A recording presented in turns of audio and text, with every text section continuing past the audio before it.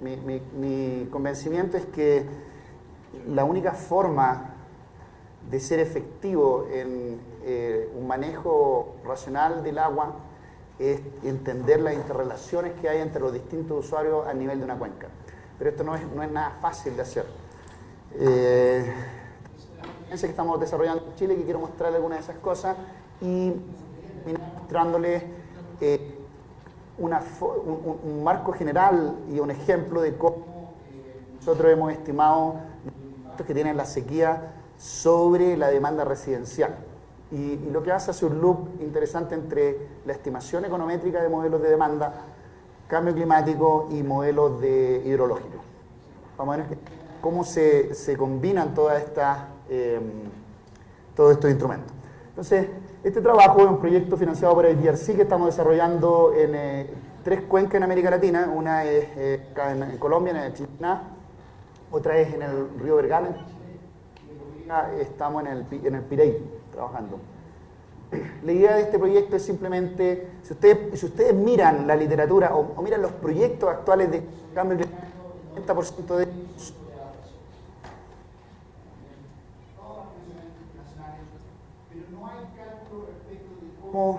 yo digo, bueno, nosotros en identificar estrategias de adaptación, conversar con las comunidades, ver si hay alguna acción autónoma que ellos mismos cuantificarlas, proponerlas, sugerirlas, implementar. Lo que nos incorporar con estos procesos a nuestro entender, se hace mucho menos y una de las razones puede ser porque el instrumental que se requiere para hacer esto es más complejo. Entonces, este es un grupo grande de investigadores que no están todos investigadores, como mi colega, el colega colombiano, el debate de Leyen trabaja en el Consejo de Articulación Ciudadana, él se junta con todas las comunidades a explicar los resultados del trabajo. Ella es una niña serbia que trabaja en un modelo de participación y participation, no sé si han escuchado eso. Una hidróloga, otro hidrólogo y un modelador de... Déjenme partir mostrándole el marco conceptual o metodológico o las etapas que tienen este proyecto y cómo funciona. Entonces, lo primero que nosotros tenemos, y probablemente ustedes en sus propios proyectos también tienen esta primera etapa, juntar información biofísica e hidrológica de la cuenca. Entonces, primero, por ahí hay que partir. Entonces, cuando nosotros presentamos este proyecto, es un proyecto relativamente pequeño, nosotros elegimos la información modelo hidrológico. ¿Cuántos de ustedes han trabajado con modelos hidrológicos? ¿Están familiarizados con cómo funcionan los modelos hidrológicos? Que levanten la mano, que hayan para siempre. 1, 2. Los modelos hidrológicos son... ¿Con qué modelos has trabajado? ¿O WIP o...? No.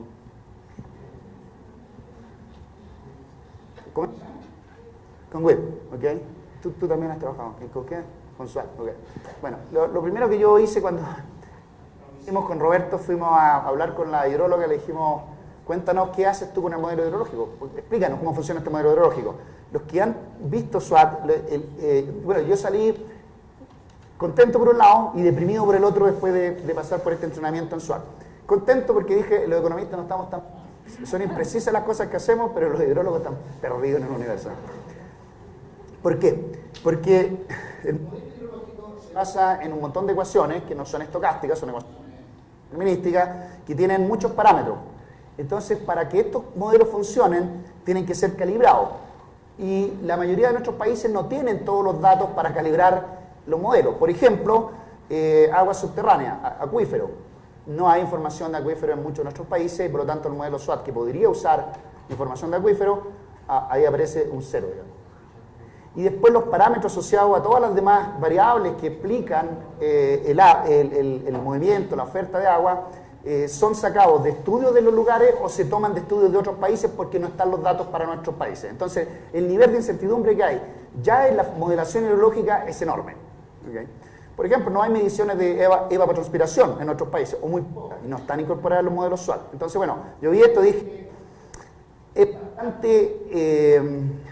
por decirlo de una forma bastante incierto que los resultados que entregan los modelos hidrológicos actuales sean suficientemente buenos por la falta de información, al menos en estas 3 experiencias que nosotros estamos teniendo. Me parece que el modelo de Chinchiná es bastante mejor, hay un grupo de hidrólogos trabajando hace muchos años en esto. En Bolivia está la Fundación Amigos de la Naturaleza, trabaja en un modelo de Piraí hace mucho tiempo, pero de todas formas hay mucha información que hay que completar de esos modelos hidrológicos para tener una clara idea de cómo funciona esto. La ventaja del modelo hidrológico particular de SWOT, no de WIP, es que permite modelar lo que se llama unidad de respuesta hidrológica, que es una unidad que puede asociar con cierta información geográfica y puede ir viendo dónde está ubicado cada agente económico dentro de esas unidades de respuesta hidrológica, de dónde están sacando el agua y hacia dónde la están. ¿Qué es lo que nos entrega el modelo hidrológico? Entregar la oferta del agua, esta es la primera etapa de nuestro estudio, la oferta de agua,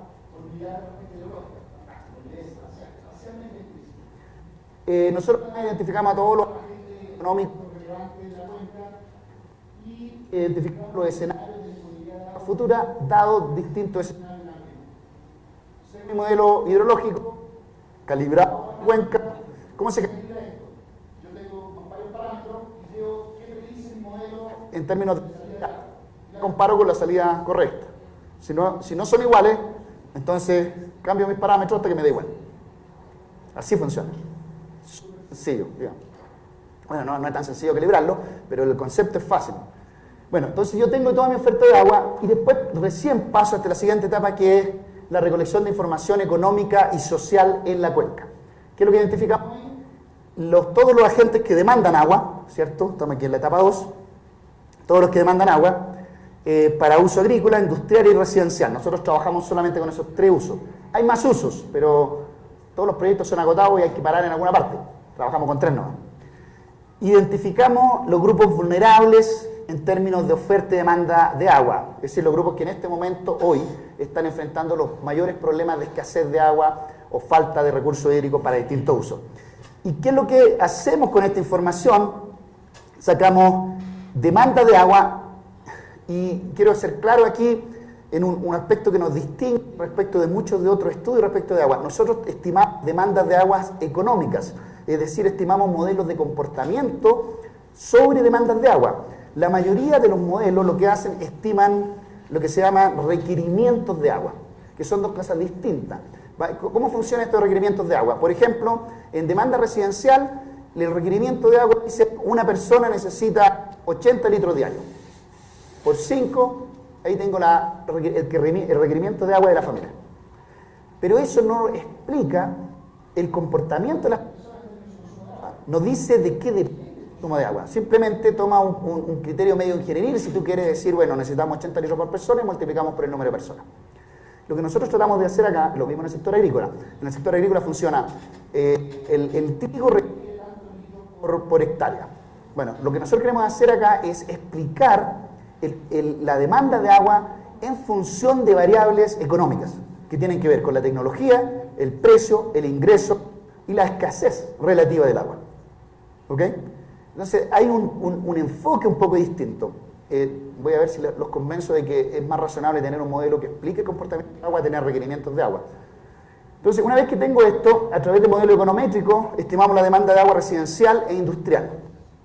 Y a través de modelos de optimización, estimamos la demanda de agua agrícola. ¿Cómo funcionan los modelos de optimización? Voy a explicarlo un poco más adelante.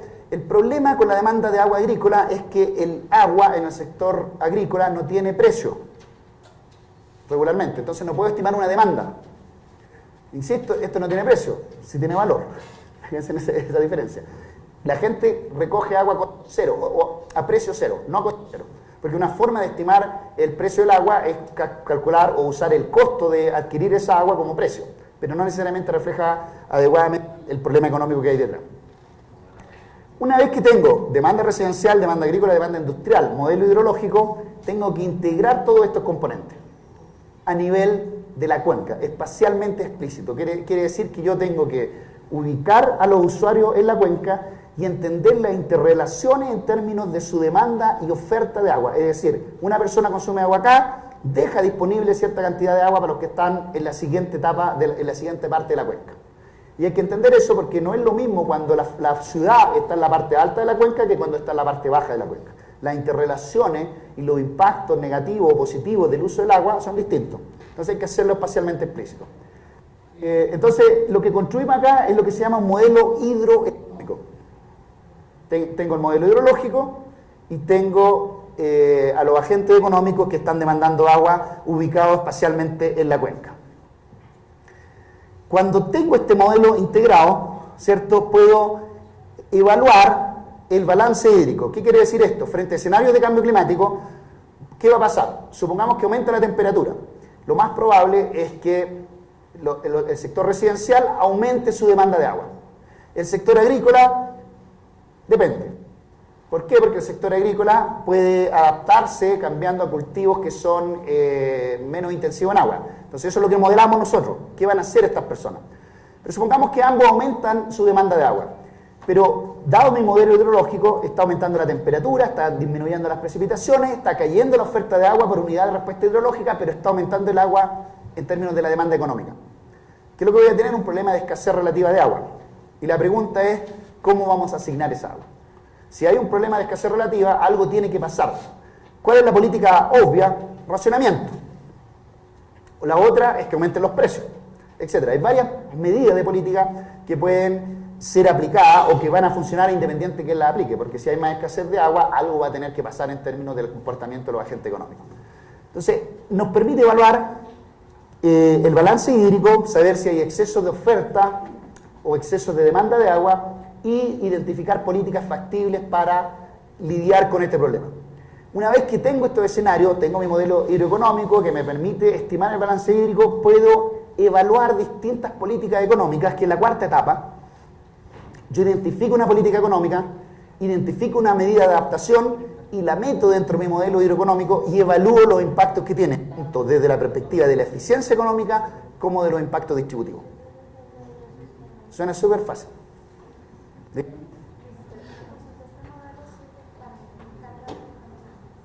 El modelo hidrológico SWOT sí lo hace, pero no necesariamente, nosotros no lo estamos usando acá, pero SWOT sí te permite medir carga contaminante. Creo que WIP no te lo permite.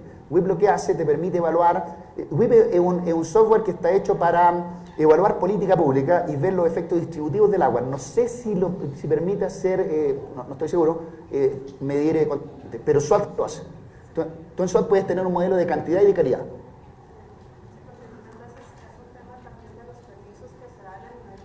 Pero, ¿me presta el micrófono, por favor? ¿Sí? ¿O no? ¿Sí? ¿No?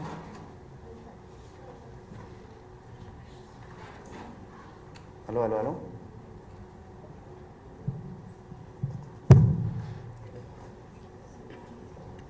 Nosotros estamos... El Ministerio de Medio Ambiente quiere un modelo de calidad. No, que la consulta de carga contaminante la hice porque muchas veces, aparte del tema de oferta y demanda, también incide el tema de permisos de carga contaminante que va hacia acuíferos. Entonces, algunas veces ya unos acuíferos ya no aguantan más carga de contaminación. Sí. Entonces, medirlo es importante también para políticas. El modelo se puede aplicar, el problema no está en esta etapa, el problema está aquí. El SWOT yo sé que tengo seguridad que lo puede hacer. No sé WIP, no soy experto en WIP. Yo he trabajado con WIP, pero no soy experto en WIP. Pero sí lo estamos haciendo porque el Ministerio de Medio Ambiente se está moviendo ahora de problemas de cantidad a problemas de calidad. Calidad de agua en general, desde la perspectiva práctica y económica, es mucho más complejo de analizar. Yo ni siquiera he discutido temas de calidad, pero el cambio en las demandas producto de calidad, la disposición a pagar por calidad, la forma de medir calidad, la forma de transmitir ese comportamiento es bastante compleja, pero es la tarea que tenemos que hacer porque calidad es muy relevante. No es lo mismo tener 80 litros de agua que puedes beber a otra que no puedes beber. Obviamente, serio. Bueno, pero este es el marco en cómo funciona y deberían funcionar la mayoría de los proyectos que trabajen con modelo hidroeconómico, ¿cierto? Recolección de información biofísica, información de demanda para distintos usuarios, localización de ellos en la cuenca, es decir, un modelo georreferenciado, un modelo hidroeconómico que integra todo esto y que me permite evaluar distintas políticas, tanto económicas como no económicas. Okay. Veamos un poco qué pasa en términos de cambio climático e impacto en el agua, ¿cierto? el ciclo del agua depende del clima e interacciones con respuesta humana. Eso es lo que es importante. Hay varias cosas que están pasando producto del cambio climático. Hay problemas de evapotranspiración o cambio de la evapotranspiración, producto de cambio, por ejemplo, en la cobertura forestal, derretimiento de nieve glaciares, infiltración, etc. Hay otras cosas importantes aquí que hay que entender, que yo les he insistido mucho, que no todos los problemas que nosotros estamos viviendo hoy día de recursos con cambio climático. Muchos de ellos tienen que ver simplemente con la actividad económica que estamos ya realizando. Entonces hay migración de actividad intensiva en agua, deforestación, quema de biomasa, etcétera, ¿cierto? Esto afecta el agua superficial y subterránea, que pueden además afectar las precipitaciones. ¿Sí? Eso es más o menos lo que pasa. Entonces aquí hay un modelo, no sé, yo odio las flechitas y los cuadritos, ¿ya? Pero esta vez voy a hacer flechita y cuadrito. Yo no sé si la idea de presentar esto es para decir que esto es súper complejo, porque a veces uno no sabe cuál flechita mirar ni para dónde va la flecha. Pero miren que funciona más o menos así. Nosotros tenemos población, tecnología, producción, consumo y estilos de vida. Todos esos elementos afectan nuestra emisión de gases de efecto invernadero, ¿cierto? Esto además afecta directamente la demanda de alimentos y afecta directamente el uso de la tierra. El uso de la tierra es algo que en esta presentación hemos dejado afuera de analizar, o fuera del análisis, pero es súper importante para determinar impactos que tienen sobre la oferta de agua. Todo el mundo sabe eso, ¿no? Entonces aquí el uso de la tierra afecta los usos del agua. Obvio, tengo más agricultura intensiva en agua, necesito más agua. Pero también el uso del agua afecta en cierta forma el uso de la tierra, la oferta de agua, dónde está el agua, etc. Hay una interrelación, hay cambio, esto es dinámico, no hay ninguna de estas cosas estáticas. La demanda de alimentos aumenta, afecta el uso de la tierra, obviamente, y también afecta el consumo de agua. Todas estas cosas que están aquí también afectan directamente el uso del agua. Por acá arriba tenemos el clima. Entonces todo esto que está acá es independiente del clima. Por el clima está afectado por acá, el clima afecta el uso de la tierra, obviamente, y afecta los componentes terrestres del ciclo hidrológico, cantidad de agua, calidad y variabilidad. Esto va a afectar el uso de la tierra, va a afectar el uso del agua, y por supuesto, a partir de estas dos cosas, del uso del agua y los componentes climáticos que afectan el agua, tenemos lo que nosotros llamamos manejo de recursos hídricos. Entonces, el problema es muy complejo. Si nosotros no estamos concentrando en cambio climático, estamos simplemente aquí. Pero puede ser que el cambio climático no sea el mayor problema que tenemos en este momento. Y el mayor problema puede ser el uso de la tierra o la demanda de alimentos. El problema puede estar por el lado de los estilos de vida que tenemos. Es posible que podríamos olvidarnos del problema de adaptación al cambio climático y concentrarnos en políticas del uso de la tierra o de demanda de alimentos y resolver parte de nuestros problemas de agua. ¿Okay? Entonces, esta es mi idea, ¿cierto? Muchos de los problemas que tenemos o de los cambios en recursos hídricos no se deben exclusivamente a cambio climático. Se requieren métodos para planificación bajo incertidumbre. Ese es otro elemento clave. Nosotros, modelar agua, dado que tenemos incertidumbre en los modelos lógicos, en los modelos econométricos, en los modelos estadísticos, etcétera, hay muchas cosas que dependen de una distribución de probabilidad. ¿Okay? ¿Cómo se traduce el escenario de cambio climático en términos de oferta de agua? Entonces, en algunos casos los cambios en precipitaciones cuentan toda la historia, en algunos casos. Es decir, basta en algunos casos que nosotros sepamos qué va a pasar con las precipitaciones, tenemos resuelto el problema de cambio climático y agua. Pero esto funciona solamente en zonas de secano. ¿Sabes lo que son las zonas de secano? ¿Sí? Sí. Bueno, donde la lluvia es la única oferta de agua. ¿Sí? Pero hay muchas zonas donde hay infraestructura de irrigación. Por lo tanto, el embalse, acuífero, etcétera, pozos profundos, entonces la lluvia no es la única oferta de agua. Está la nieve que se derrite, el agua que se acumula, etcétera. El proceso es bastante más complejo. Se requiere entonces, en este caso particular, saber la cantidad y la distribución temporal de la lluvia. Importan las precipitaciones durante el periodo de crecimiento y humedad en periodo de plantación. Entonces, si yo tengo zonas de secano, a mí me interesa saber qué va a pasar de la perspectiva del cambio climático con los patrones de lluvia, cuándo va a llover y cuánto va a llover. ¿Ya? Porque lo que está pasando es que está cambiando la cantidad de precipitación, pero además las precipitaciones se están concentrando en periodos más cortos de tiempo. Entonces, en Chile, creo que en las últimas 3 semanas, en el norte, por ejemplo, llovió inesperadamente y generó un montón de aluviones donde nunca llovía. En otras zonas llovió en un día el 60% de agua que caía en un mes. Entonces, bueno, si va a caer el 60% de agua que cae en un mes y el resto del mes no va a caer nada, mis patrones de cultivo ya no pueden ser los mismos que tenía antes. Va a cambiar la humedad del suelo, por lo tanto, cuando yo ponga la semilla, la falta de humedad, por ejemplo, va a afectar la germinación, etc. Eso entonces lo que nos interesa. El problema es que modelar esto es súper complicado. Ustedes hablan con 20 modeladores, tienen 25 respuestas distintas que va a pasar con el agua. ¿Okay? Bueno, las cosas se complican si se extrae agua subterránea, porque ya no depende exclusivamente del modelo de precipitaciones. Necesitamos saber además cómo están los acuíferos, y en algunos de sus países hay modelación de acuíferos. ¿Alguien sabe? ¿Ustedes tienen modelación de acuíferos? Sí, la Universidad Nacional trabaja. No. Pero ya lo tienen o lo están haciendo.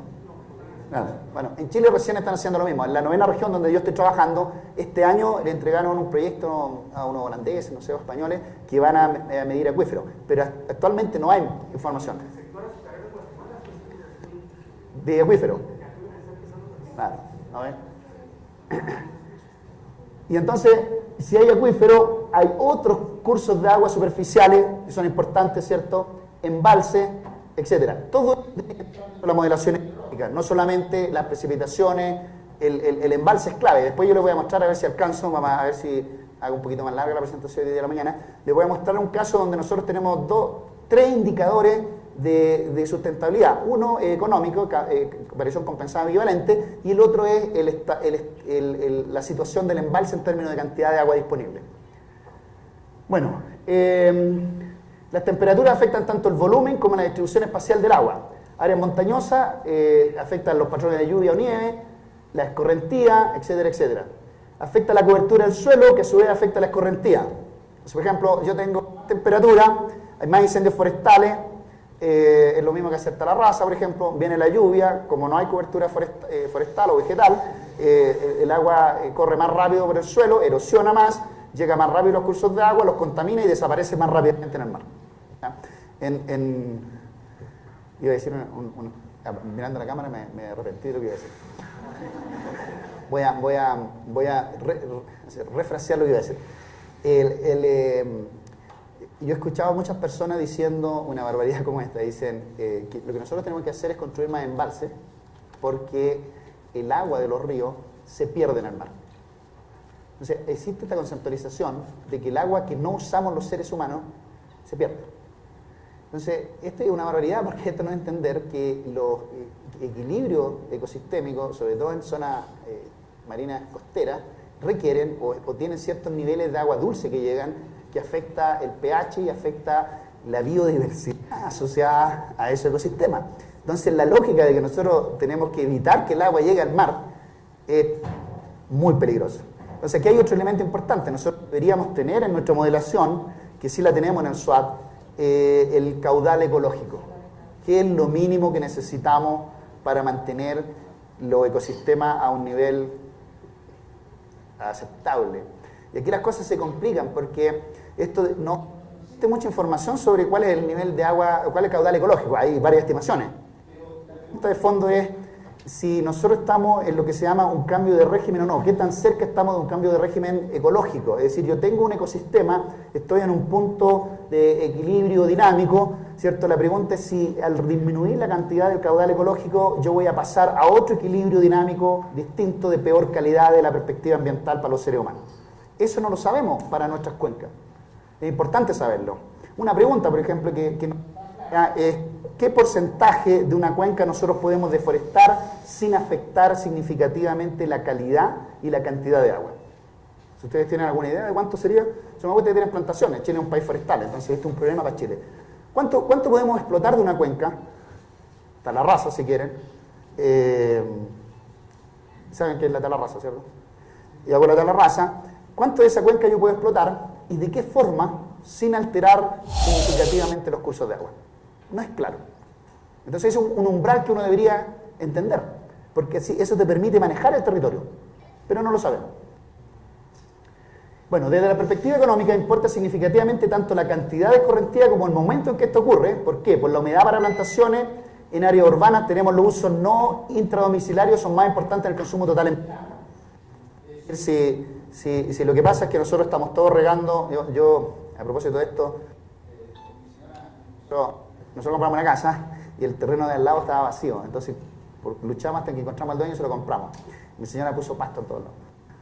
Entonces la cuenta de agua en verano, porque intenté hacer una puntera, un pozo profundo, un pozo, y nunca encontré agua.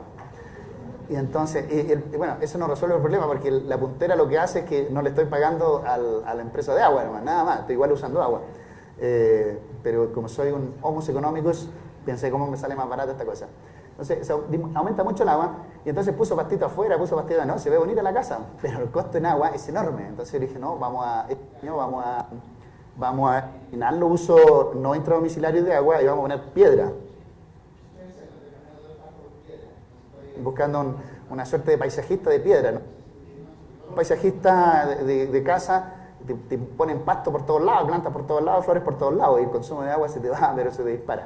El consumo no intradomiciliario afecta significativamente el consumo de agua en verano. Y este es el problema que tienen hoy día en California. En California prohibieron el riego de los pastos, de los prados de las casas, ahora por el nivel de sequía que tienen. Y el tema de la acumulación de agua es clave para entender este fenómeno. Bueno, lo otro, la intensidad de las precipitaciones es importante porque afecta la humedad del suelo. Se estima que las precipitaciones serán más intensas y menos frecuentes. Ya tenemos un problema para la agricultura, ¿cierto? Con el calentamiento del suelo se seca más rápido, aumentarían tanto las inundaciones como la sequía. O sea, estamos jodidos por todos lados. Porque no solamente vamos a tener un impacto sobre la agricultura, los procesos, la humedad del suelo va a cambiar. El otro problema que aparece es que vamos a tener lluvias más intensas, generando un montón, por ejemplo, de costo de infraestructura vial, inundaciones y a veces muerte, como lo que pasó en el norte de Chile. Y además, como la lluvia va a caer en menos agua, más intensa, las sequías van a durar más. Entonces, bueno, lo que les decía anteriormente es que mayores temperaturas en el verano aumentan la demanda de agua agrícola y residencial, exacerbando los efectos de la menor oferta. ¿Sí? Pero ahora miremos el agua de la perspectiva económica. Ya sabemos todo lo que va a pasar con la perspectiva del cambio climático, tenemos escenarios catastróficos, estamos todos preocupados, por eso estoy cambiando el pasto por piedra. No lo hago por el cambio, lo hago para pagarme los pastos. Desde la perspectiva económica, este es el principal problema del agua. El agua no tiene costo en general. El costo del agua es cero. Es más, incluso en la generación energética, las que son más baratas de la perspectiva de costo marginal son las centrales hidroeléctricas, ¿no? Entonces, esas son las primeras que entran a ofrecer energía. ¿Por qué? Porque el agua viene de la lluvia. Entonces, en estricto rigor, todos podemos capturar agua de lluvia y a costo cero. ¿De dónde viene el costo entonces? El costo fundamentalmente está asociado a hacer que el agua esté disponible en un lugar y un tiempo adecuado. Entonces ustedes van a ver muchas presentaciones sobre temas de agua que van a empezar con la siguiente cosa. Colombia tiene 2/3 del agua de América Latina. Es irrelevante, no importa, porque esa agua no la podemos llevar a Guatemala, no la podemos llevar a Chile. Canadá tiene el 20% de los glaciares y las reservas de agua dulce.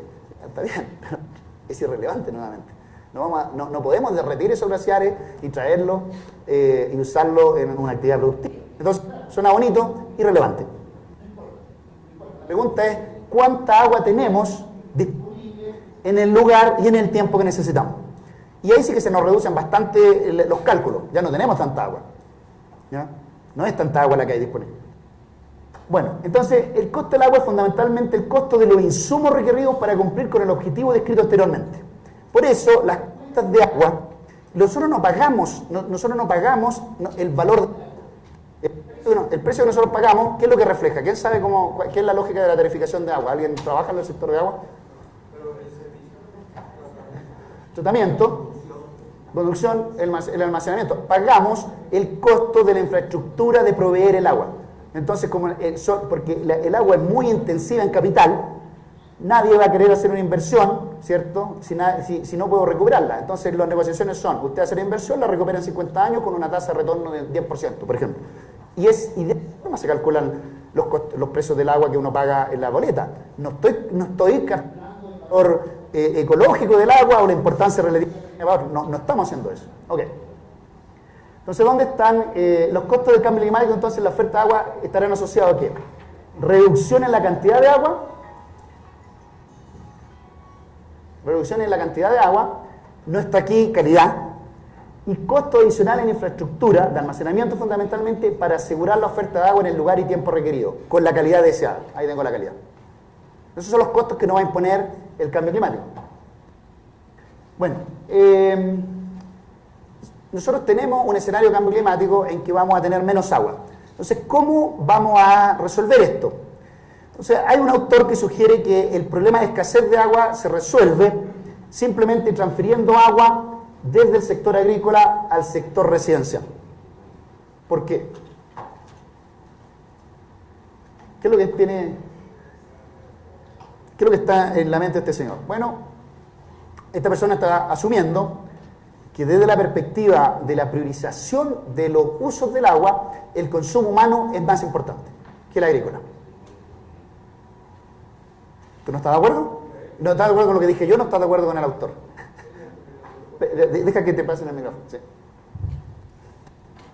cierta manera, es cierto que el hombre necesita agua, pero también necesita alimentarse. Bueno, Y sin duda. sí, la agricultura es... Claro, o sea, esta idea de que yo traspaso agua a la agricultura al sector residencial o al consumo humano, claro, tiene todo el sentido moral, pero no es práctico. O sea, si igual necesitamos alimento. Entonces la pregunta es cuánta agua le pasa al sector residencial y cuánta agua le pasa al sector agrícola. Eso es lo que deberíamos tener en mente. Y lo otro que ignora este señor es que hay institucionales e ilegales asociados a este tipo de transferencia. La seguridad alimentaria es lo primero. No, el consumo de agua para mí es lo Agua primero. y después la seguridad. Sí, ese sería mi orden. O sea, sin agua no podemos vivir. Sin alimentos podemos vivir un poco más que sin agua. Entonces, en el caso límite de decisión, uno hay que decir, quiere tomar agua o comer. Bueno. Y lo otro no considera incertidumbre en el conocimiento de los flujos futuros. Bueno, hay otros autores, dice esta otra cosa que en particular en el gobierno. La forma de resolver este concepto es relativamente sencillo. Necesitamos más inversiones, más, embalses, más irrigación, etc. Con eso resolvemos el problema. ¿Okay? El problema es que esto sería cierto si el flujo de agua fuera constante, pero va a disminuir, en general, en algunos casos. No solamente va a disminuir, sino que además va a concentrarse la lluvia en periodos más cortos.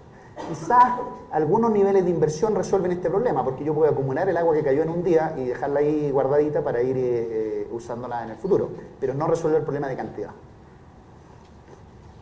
Bueno, calcular el impacto en la oferta de agua es más complejo que estimar los cambios en precipitaciones anuales. Hay muchas formas en que el cambio climático afecta la oferta de agua y por supuesto calcular los impactos económicos es más complejo todavía, por eso nadie quiere hacer esto. Bueno, la herramienta que nosotros estamos usando para hacer el cálculo de los impactos económicos se llama modelo hidroeconómico. ¿Qué es lo que hace este modelo? Combina información hidrológica con información económica, la información de oferta de agua. Aquí hay comentaron hace una semana un investigador. Yo en realidad no tengo oferta de agua desde la perspectiva económica, lo mismo que yo critico respecto de la demanda de agua económica versus los requerimientos de agua, él lo hace respecto a la oferta y dice, ojo, una cosa es la disponibilidad de agua y otra cosa es la oferta de agua, y ellos estiman ofertas de agua económica, por lo tanto en realidad la palabra correcta aquí en vez de oferta es disponibilidad de agua desde el modelo hidrológico, ¿ya? Que no es lo mismo que la oferta de agua. La oferta de agua tendría que tener una pendiente positiva, es decir, en la medida que va aumentando el precio yo debería tener mayor oferta de agua, y en cambio es fijo, claro, constante. Y información económica, que son las demandas económicas de agua, que es distinta a los requerimientos.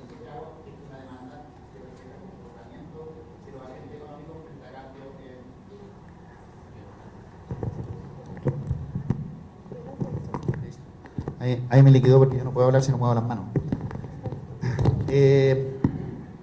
Bueno, esto me lo voy a hacer. Bueno. Los modelos hidroeconómicos hay una representación de las diversas actividades relacionadas con el agua que se desarrollan dentro de una cuenca. Combinamos la información hidrológica con la información económica, ya lo mencioné. Y aquí es la forma en que funciona esto. Yo tengo, no sé por dónde empezar, porque es un círculo esto, entonces, da lo mismo, empecemos por el modelo hidrológico. Mi modelo hidrológico, en este caso es el SWAT, hay 2 o 3 modelos, Presit creo que se llama otro, ahí está el WIP, ahí.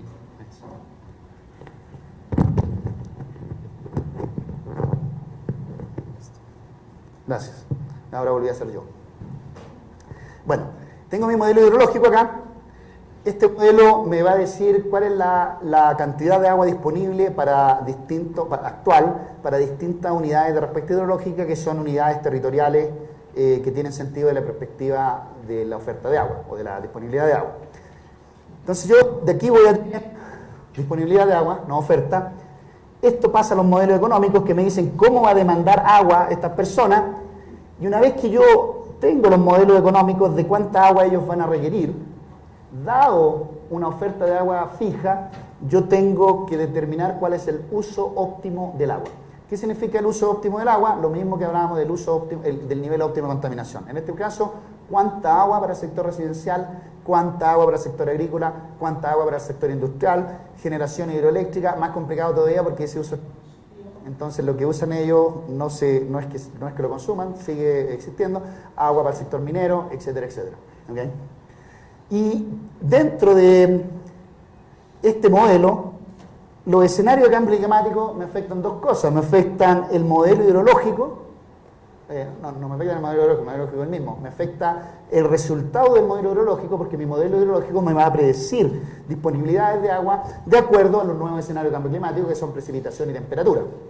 Entonces yo tengo la evapotranspiración, tengo la cobertura forestal de mi cuenca, o vegetal de mi cuenca. Entonces yo digo, mira, como ahora va a llover menos o va a llover más concentradito, y además la temperatura va a subir, la evapotranspiración va a subir, por lo tanto la oferta de agua, el agua que llega a los ríos va a ser más baja. Y por supuesto, los escenarios de cambio climático me afectan mis modelos de demanda. ¿Por qué? Porque a la medida que hay más temperatura, yo voy a querer regar más, voy a consumir más agua para diversas cosas, y el sector agrícola, como también va a haber más temperatura, menos evapotranspiración y probablemente menos humedad en el suelo, es probable que también incremente su consumo de agua. ¿Ven la complicación de este problema? Lo que yo les voy a mostrar aquí considera solamente 2 consumidores, residencial y agrícola.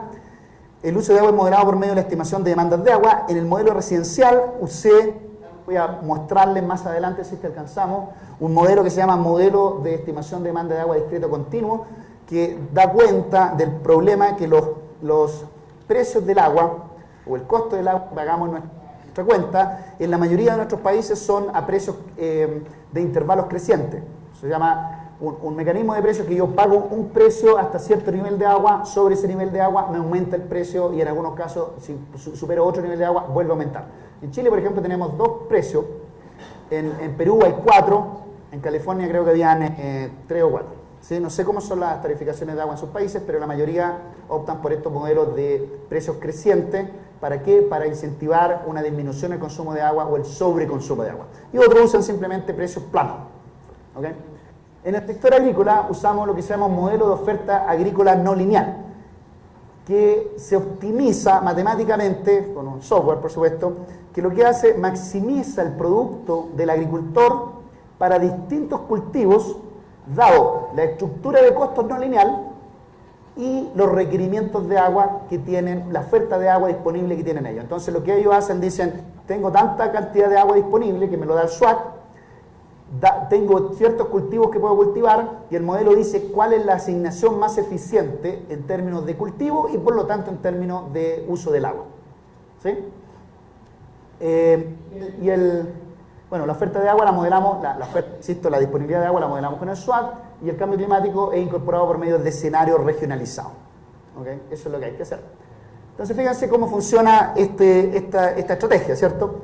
Primero yo tengo una dotación de agua que me da el SWAT para la primera comuna de mi cuenca, para el primer sector, para la primera área territorial que yo estoy analizando. Entonces, esta dotación de agua entra a la comuna 1, parte de esta agua se usa en consumo agrícola, parte de esta agua se usa en consumo residencial.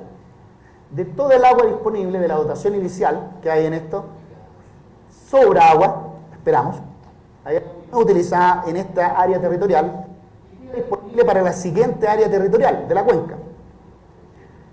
Esta agua no utilizada se transforma en la dotación de agua de la cuenca 2, que tiene dos componentes. Tiene el agua que cae propiamente tal en esa cuenca, más el agua que se deriva de la cuenca anterior. Tiene dos fuentes de agua, si tú quieres. Los excesos de oferta del agua parte alta de la cuenca, más lo que captura esa unidad territorial en su propia subcuenca, subterritorio de la cuenca que estoy analizando.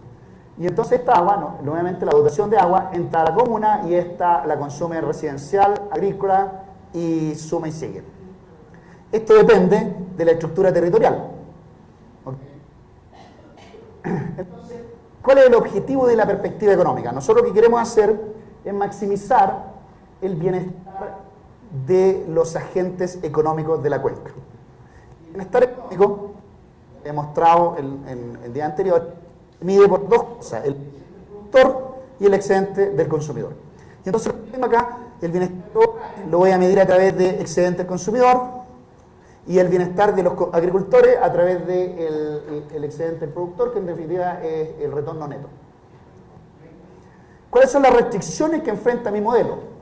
Restricciones de tierra, es decir, la cuenca tiene un uso limitado de tierra agrícola, hay tierra agrícola, hay tierra forestal, hay tierra que no puede ser agrícola por la pendiente, por ejemplo, hay tierra que no tiene nada de agua, etc. Tengo agua, que es otra restricción para la cuenca, la oferta o la disponibilidad de agua, y por último tengo una restricción sobre la tierra irrigada, es decir, la infraestructura de irrigación existe para algunas, para algunas áreas de la cuenca, no para todas. Entonces tengo tierra de secano y tengo tierra irrigada. Tengo una restricción espacial, es cómo el agua fluye dentro de la cuenca, que me lo entrega el modelo hidrológico, y por supuesto tengo restricciones institucionales, todavía no hemos incorporado en esta modelación. Bueno, la demanda residencial, nosotros conseguimos datos, por supuesto conseguir datos siempre es la parte más difícil de otras cosas. Armarse ese modelo que les mostré es sencillo porque tú lo haces en tu oficina.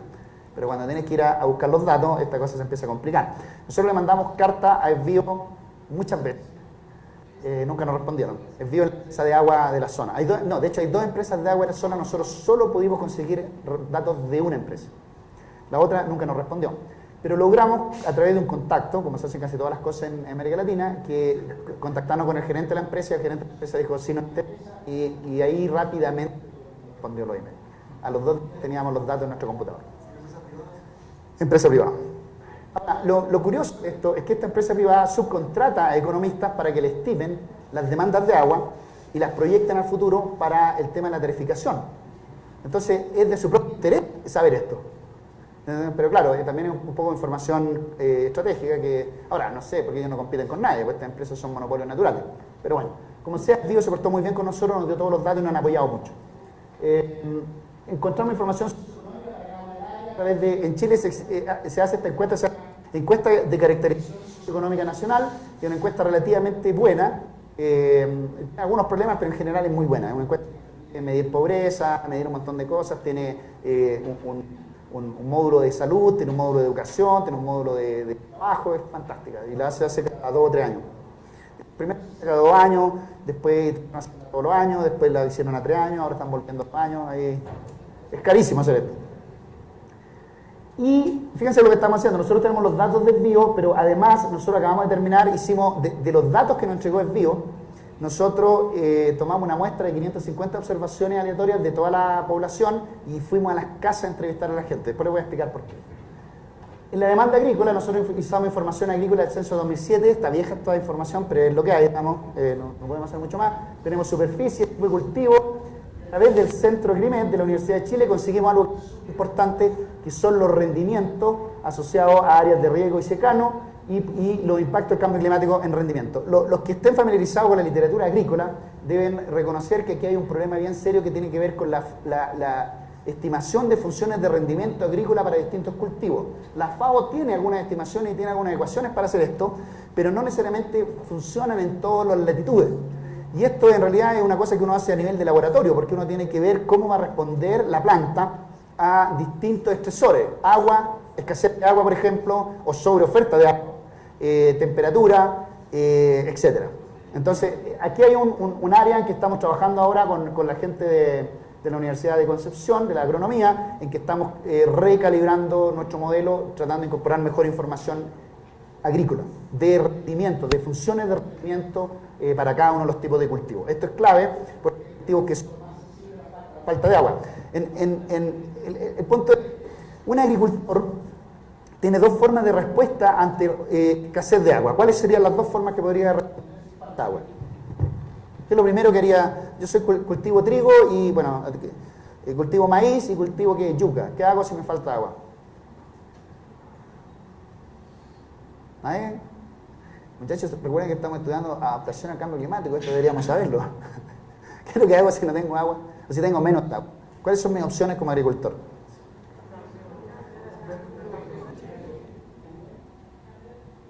Cultivo, obvio. Un cultivo que use menos, pongo cactus. Hola. Me cambio de... No, pero es una broma. Tiene toda la razón. Dígame. No necesariamente. Puede ser cambio de cultivo, abandono el lugar de trabajo o puedo buscar variedades resistentes a la sequía también. Sin duda. Por eso dije, hay varias opciones. Sí. No, una es cambio de cultivo. La otra es... pero tú dices del mismo tipo de... Pero yo diría que tu última opción es un cambio de cultivo, sí, porque me cambia un cultivo más resistente a la sequía o a las temperaturas, o a la falta de agua. Me cambio otro cambio. Pero hay otra opción. Tecnología, ¿sí? ¿Perdón? Reducir área. Hay otra opción. Usar menos agua. Sobre todo en las zonas de irrigación. Cuando estamos en secano no puedo. Pero si estoy en zona de irrigación, puedo usar menos agua. Y utilizar mejor la técnica de riego, mejor eficiencia en riego. Hay muchas opciones, ¿ok? Entonces nosotros evaluamos algunas de ellas acá. El problema está en que como las funciones que nosotros tenemos en este momento no son muy adecuadas, no son continuas, yo no tengo cómo cambiar el rendimiento a todas las posibles cantidades de agua que yo le ponga a la planta. Nuestra decisión es simplemente, si no hay agua, se cambia de cultivo, abandona. Esas son las opciones que tenemos en este momento. Pero esto se podría mejorar haciendo un pool de opciones que sea más continua, que podría ser desde un cambio radical de cultivo, abandonar, o ir cambiando la cantidad de agua que le entrego a un cultivo. Porque ¿qué es lo que va a pasar si cambio la cantidad de agua? Va a disminuir la productividad, a lo mejor, porque lo que se ha visto es que muchos agricultores sobrerriegan. Esa es la verdad. Bueno, dígame. También es el tema de que muchas veces la parte económica se ve afectada porque somos dependientes de un solo cultivo, el tema de monocultivo. Sin Entonces, duda. es esa transición tal vez a mantener el cultivo que se tiene, pero hacia otros que estén o aguanten las condiciones del clima que se están dando en la zona, ¿verdad? De acuerdo a los escenarios climáticos. Y esto se complica más si tú consideras zonas muy vulnerables que dependen su alimentación del cultivo que tienen ahí, ¿cierto? En Chile, en esta zona que yo estoy viendo, después voy a mostrar, hay algo de eso. No es muy importante, pero hay algo de eso. Hay gente que si deja de cultivar trigo, entonces, bueno, no va a tener ningún ingreso. Okay. Profesor. Diga. Sí, ¿y cómo consideran si hay un potencial mercado de agua como para asignar eficientemente? ¿Si hay qué? Un mercado de agua para Bueno, asignar eficientemente. esa es una excelente pregunta. En Chile nosotros tenemos mercados de agua. En esta zona que yo estoy trabajando no funcionan. Y una etapa que nosotros queremos avanzar en este estudio es precisamente incorporar los mercados del agua. En el norte de Chile sí funcionan, en algunas partes de Chile, en el Valle del Limerí, creo, en algunas partes hay mercados de agua que funcionan medianamente bien, pero el argumento general o la conclusión general, yo no estoy completamente de acuerdo de esto, es que los mercados del agua en Chile no han sido eficientes para asignar agua. Yo creo que el problema tiene que ver un poco con este hecho de que tú necesitas, para poder tener un mercado de agua, una tecnología suficientemente adaptada para que tú puedas asignar agua en tiempo real. Y eso solamente funciona en una cuenca en Chile. Es decir, yo te compro agua, lo que debería pasar inmediatamente es que cierra la compuerta donde yo estoy capturando agua, o sea, donde el que me vendió está capturando agua y esa agua yo la capturo en otra parte. Eso no es tan fácil, requiere mucha infraestructura. Y el otro problema es político, que la generación de mercados de agua se ve como una política muy neoliberal. Y esto no le gusta a la gente en general. Hay mucha oposición a la idea de que nosotros generemos un mercado del agua, a pesar de que yo personalmente creo que podría tener muchas ventajas. Una de las cosas que vamos a hacer con este modelo es ver qué pasaría si yo incorporo la existencia de un mercado de agua en este modelo hidroeconómico. Pero no lo hemos hecho todavía. Pero es muy importante tu pregunta. Eso tiene que ver con la institucionalidad. Zonas agrícolas, por ejemplo, en Perú, le llaman una mita, que es un derecho de agua, independientemente de tu demanda. No sé cómo lo calculan, pero a veces la usas o a veces no la usas. Y cuando no la usas, no la puedes vender. Bueno, en Chile yo no tengo total claridad de cómo funcionan los derechos, pero entiendo que hay asignado más derechos que cantidad de agua disponible. Y esto genera un tremendo problema. Ahora, esto tiene que ver otra vez con un problema de institucionalidad. O sea, es absurdo que llegue a un punto en que asignan más derechos del agua que el agua disponible. Y si eso sucediera, tú deberías tener un mecanismo para resolver esto reduciendo proporcionalmente los derechos de agua. Y eso debería resolver el problema. Pero además necesitamos una institucionalidad que haga que funcionen estos derechos de agua y que muestre si hay o no hay ganancia de eficiencia económica en estos derechos de agua. Hay un artículo de Guillermo Donoso de la Universidad Católica que muestra la ganancia de eficiencia por la existencia de derechos de agua en una cuenca particular de Chile, que es la cuenca más estudiada precisamente porque ahí funcionan los derechos de agua. Y él muestra cosas bien interesantes.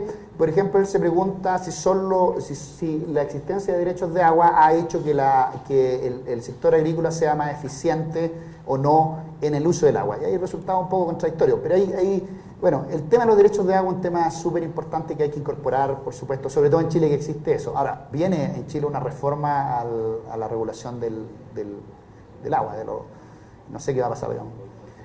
Yo he visto mucho en la literatura, sobre todo en la perspectiva teórica, mucho apoyo a la idea de mercados de agua. Y si tú ves los precios en Chile por región, tú ves que el precio realmente responde a los requerimientos de agua y a la escasez relativa de agua. Entonces tú encuentras precios mucho más altos en el norte, donde está el sector minero, y va decayendo significativamente hacia los sectores agrícolas del sur. Entonces, al parecer, lo poco que hay en términos de transacciones refleja adecuadamente la escasez relativa del agua en las regiones de Chile. Pero en esta región particular, en esta área donde yo estoy trabajando, a pesar de que existen derechos de agua, el mercado no funciona completamente. Hay transacciones, pero no es un mercado profundo.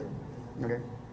Bueno, entonces nuestra función de demanda, después les voy a mostrar exactamente cómo es la función de demanda. Aquí quiero una función de demanda lineal, en este caso, la que yo estimé en los lineales, se lo muestro. Tengo temperatura, precipitaciones y precios, y me falta por supuesto ingresos. El cambio climático entra en nuestra función de demanda a través de los cambios en temperatura y precipitación, ¿cierto? Y tengo una función de rendimiento por cultivo. Esta función de rendimiento por cultivo tiene que ver con los requerimientos de irrigación técnica comparado con lo que realmente yo le doy. Es decir, tengo un modelo de laboratorio que me dice, para cultivar maíz usted necesita por hectárea o por planta poner 10 litros de agua diario. ¿Ya? Y entonces yo de esos 10 litros de agua, digo, yo le estoy entregando 8, entonces tengo un déficit de irrigación. Y ese déficit de irrigación me determina, en definitiva, el rendimiento de mi cultivo. ¿Ok? Bueno, tengo mi cálculo del excedente del consumidor. Aquí me tienen que creer. El excedente del consumidor, para esa forma funcional que le acabo de mostrar, es esta cosa fea que está aquí. Recuerden que para el costo del viaje, el excedente del consumidor era X dividido 2 beta. Bueno, aquí es esta cosa que está acá, más fea. Y el excedente del agricultor es una suma para todos los tipos de cultivo que él tiene, para todas las hectáreas que él tiene asignadas a ese cultivo, asociada a todos los precios de cada uno de esos cultivos y a todos los costos medios que tiene para cada uno de esos cultivos. Por eso esta función es porque tiene el rendimiento por, fíjense, y aquí hay dos grupos, tengo secano y acá tengo cultivo irrigado.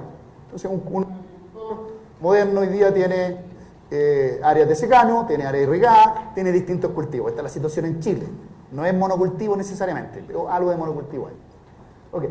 Entonces, nuestro problema de la cuenca, este es nuestro problema desde la perspectiva del planificador, de la perspectiva del dictador benevolente, es maximizar el bienestar de la comunidad, maximizar el bienestar de la cuenca. En esta cuenca chiquitita que yo me estoy modelando tengo consumidores de agua residenciales y tengo agricultores, no tengo nadie más, podemos agregar más gente. Entonces yo quiero maximizar el bienestar social que es el excedente del consumidor, consumer surplus, más el excedente del productor. ¿Ok? Pero tengo ciertas restricciones tecnológicas. Esto es una función para cada uno de los cultivos que hay en la cuenca. Es decir, yo tengo restricciones tecnológicas básicamente. Entonces esas restricciones tecnológicas me determinan una estructura de costos medio por tipo de cultivo. Tengo restricciones de tierra, es decir, toda la tierra disponible yo tengo que asignarla, ¿cierto? A no cultivar, pero no puedo asignar en mi modelo matemático, esto yo lo optimizo a través de un programa, un software, el software yo tengo que impedirle que me asigne más tierra de la que tengo. Entonces, ¿cómo hago? ¿Cómo le digo al computador no me asigne más tierra de la que tengo? Le pongo una restricción de que las hectáreas para cada uno de los cultivos tiene que ser menor o igual, porque puede no asignar cierta tierra, menor o igual a toda la tierra disponible. Y en el agua tengo el mismo problema. Toda el agua disponible, que es la oferta que me da mi modelo hidrológico, tiene que ser mayor o igual que la suma del agua que le vamos a asignar y el agua que le vamos a asignar al sector agrícola. De esta forma yo puedo saber cuál va a ser la mejor asignación de agua en la cuenca que maximiza el bienestar social. Entonces encuentro mi óptimo social, como lo decíamos el otro día, igualando el beneficio marginal social con el costo marginal social. Estoy haciendo exactamente lo mismo. ¿Suena bien? Nunca funciona el programa. No converge nunca. No, si tengo los resultados, voy a mostrarle aquí. Así es como funciona, esta es la cuenca. Este es el orden...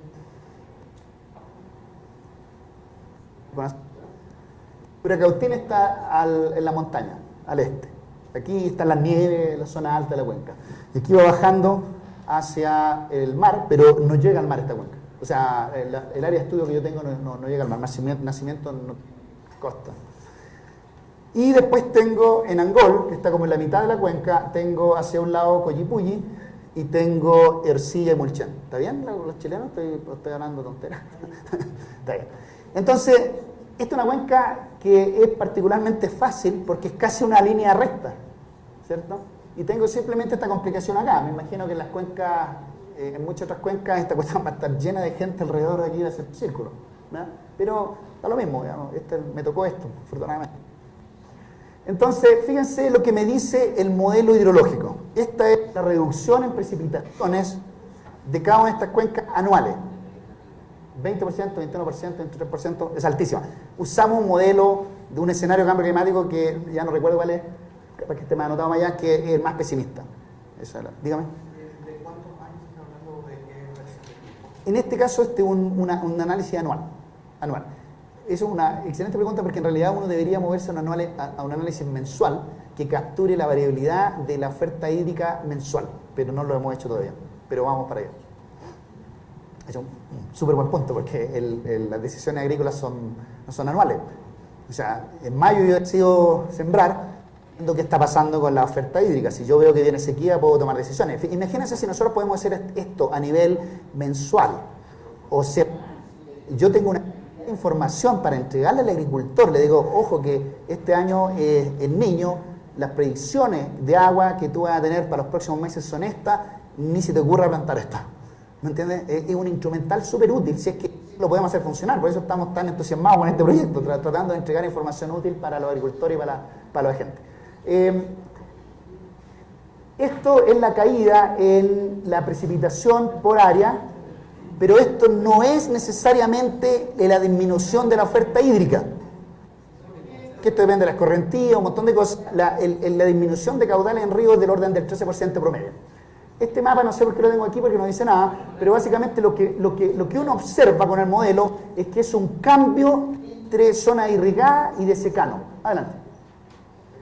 Sí, no te preocupes. Lo que sucede es que la gente que tiene una combinación de área irrigada y de áreas de secano se cambia. Es decir, elimina cultivos de secano, o ya ni sé qué dice el resultado ahí, o elimina áreas de irrigación. Si me acuerdo bien, lo que nos da el modelo es que estos agricultores van a eliminar significativamente el secano y van a aumentar áreas de irrigación.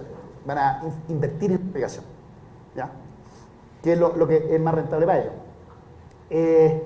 ¿Qué pasa con los ingresos? El problema que uno tiene. Lo que uno ve es una caída no muy grande de los ingresos, estos son la parte agrícola. No hay una pérdida muy significativa en el sector agrícola. ¿Por qué? Porque los agricultores, al menos en esta área, se pueden adaptar autónomamente al cambio climático haciendo cambio en irrigación, cambio en la cantidad de agua y cambio en los cultivos. Y como no son monoproductores, tienen muchas opciones. Muchas opciones. El problema está, que se eliminaron los nombres acá, el problema es que a pesar de que el impacto en los ingresos promedios de los agricultores es bajo, la distribución de estos impactos varía mucho. Hay agricultores que van a perder mucho y hay agricultores que no van a perder nada o que van a incluso ganar en este escenario.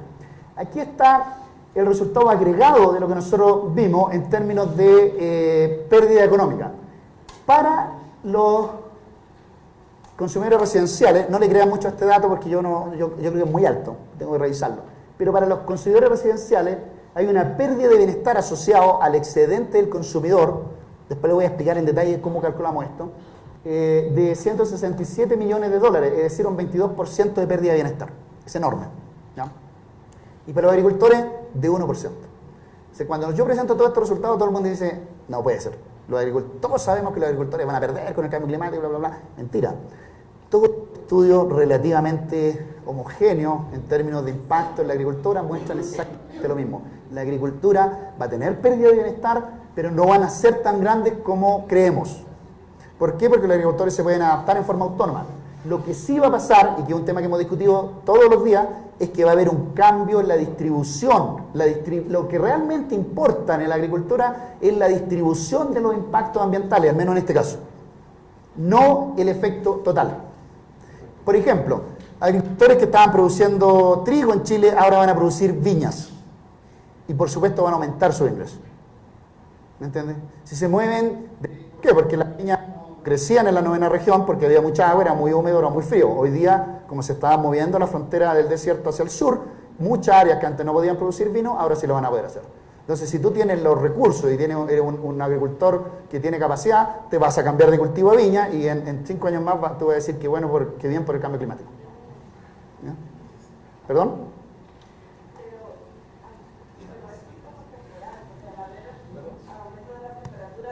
¿Se verán afectados después?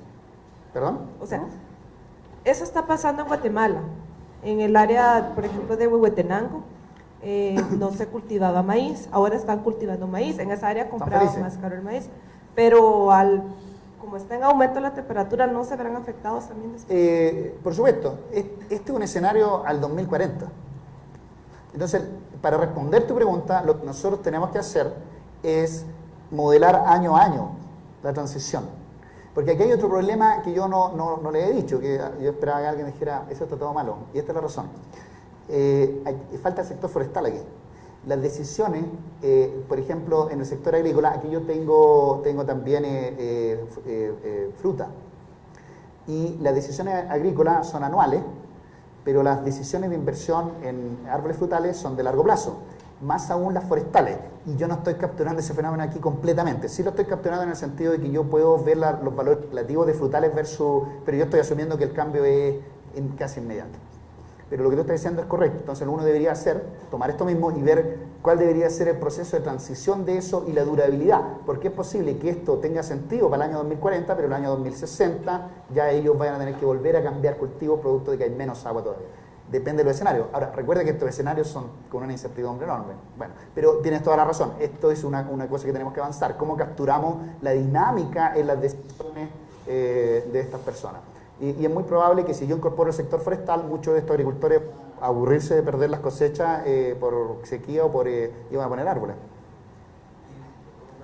El efecto del cambio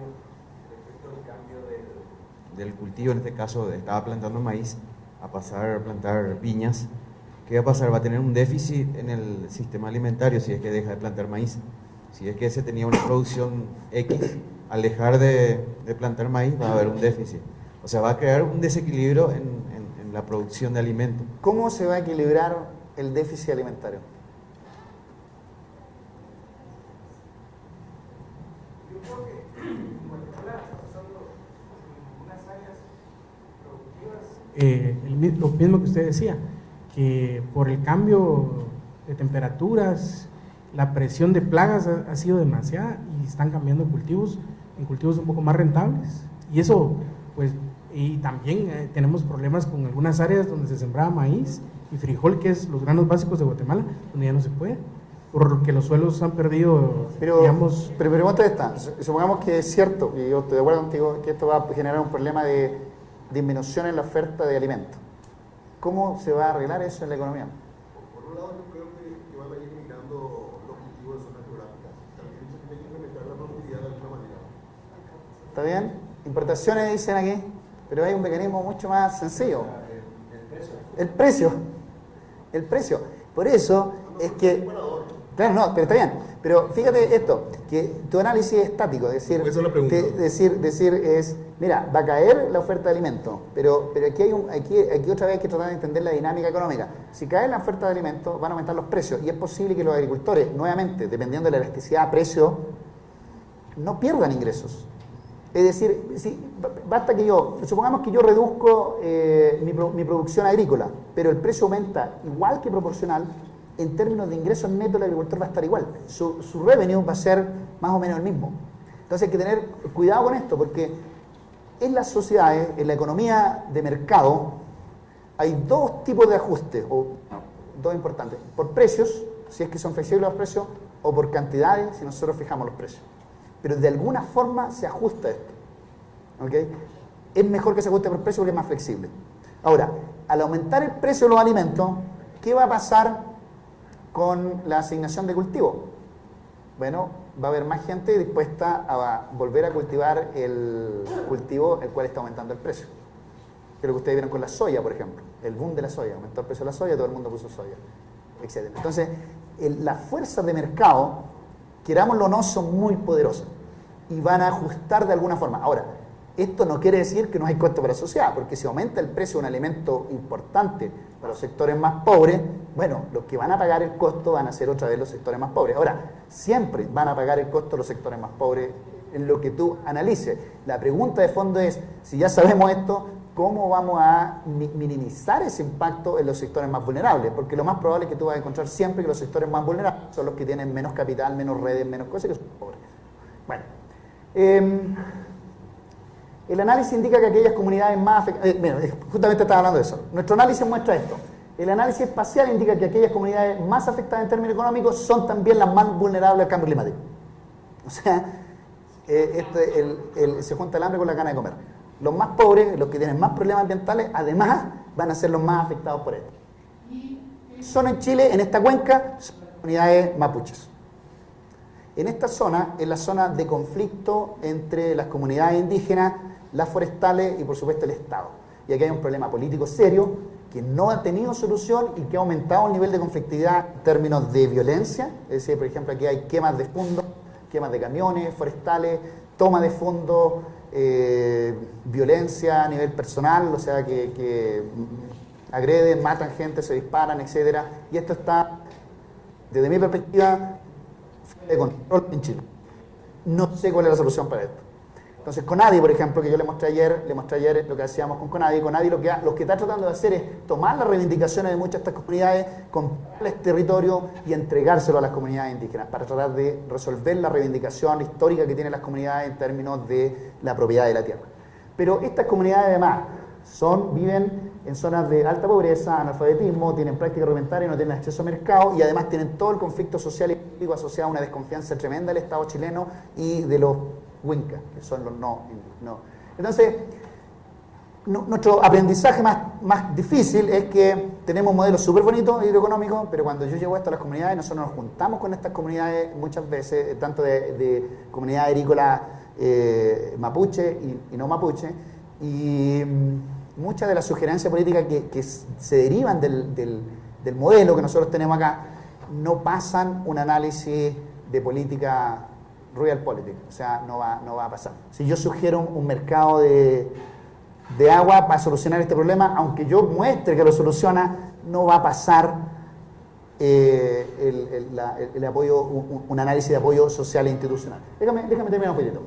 ¿Qué es lo que aprendimos con esto? Que los economistas somos un poquito brutos y que necesitamos integrar otras dimensiones en la evaluación de estos problemas de agua y movernos a cosas más multimétricas donde el componente económico es uno solo más. Pero lo que nosotros queremos tener es un instrumental que nos permite evaluar esto, no solamente la perspectiva discursiva, sino decir, mira, yo tengo mi modelo, tengo mis costos, tengo mis beneficios, tengo mi análisis institucional, y estas son las políticas que funcionan. Tú tenías un comentario. Sí, lo de la agricultura puede funcionar muy bonito, pero como que me parece que se necesita crear como un mecanismo de financiamiento porque todo esto va a costar, ¿no? Necesitas capital. Y también de transferencia de tecnología. Vale. ¿Y eso lo contemplaste en tu modelo? Esto se puede incorporar, no está en mi modelo, pero sí se puede incorporar. Pero tú infieres de que ya tienen capacidad ellos sí, estos agricultores la tienen. Ahora, yo podría hacer el análisis distributivo, ver cuáles son los que tienen menos capacidad de adaptarse, los que van a perder más y apoyar a esos financieramente, sin duda. Pero lo puedo evaluar aquí, porque yo sé quiénes son, sé dónde están, sé cuáles son los más vulnerables y sé lo que están perdiendo más. Por lo tanto, esa política que tú me estás sugiriendo, yo la puedo pasar por este sedazo y ver si funciona. ¿Ya? Esa es la gracia, lo atractivo de tener un modelo que me incorpore la parte hidrológica, la parte económica, espacialmente explícita. De tal forma que yo tomo la política que tú me estás sugiriendo, la introduzco en mi modelo y digo, efectivamente, yo logré reducir los impactos o mejoré la distribución de esos impactos.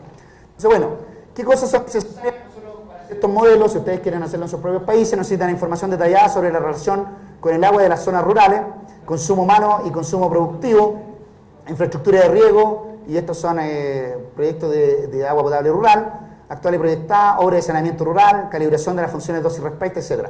Hay una cosa que nosotros no sabíamos de esta cuenca y que no la pudimos incorporar en el modelo, que es el consumo de agua residencial rural. Y los mayores problemas que está enfrentando la cuenca hoy día es ese. Es decir, en los campos la gente no tiene agua potable porque se secaron los pozos. Y como se secaron los pozos, las municipalidades están distribuyendo agua con camiones de aljibe a un costo enorme para municipalidades que son muy pobres. Nosotros nos enfrentamos a esa realidad. Bueno, otra vez dijimos, nuestro modelo no está respondiendo al problema más grave que tienen, que no es al año 2040, es hoy. Hoy tienen ese problema. Entonces, lamentablemente, por esta, déjeme ser aquí un poquito políticamente incorrecto, por esta obsesión que tenemos con el cambio climático a 40 años, 80 años, 100 años, perdemos de vista que ya tenemos problemas serios que no necesariamente responden a un tema exclusivo de cambio climático. Puede ser, puede que sí, puede que no, puede ser que esto sea el resultado del cambio climático, pero el punto es que a lo mejor debemos tratar de concentrar un poco la mirada hoy, y no porque mi modelo va a 40 años. Es un aprendizaje duro porque el cambio climático, este es un problema global, etcétera, pero cuando tú vas a las comunidades, el agricultor me dice, yo no tengo agua para beber hoy día, no me interesa que al año 2040 no haya agua para frutales. Y mi modelo en este momento no puede responder al problema de agua potable rural, porque no la tengo incorporada, no tengo mediciones, nadie tiene mediciones, etcétera. Entonces ahora hicimos una encuesta.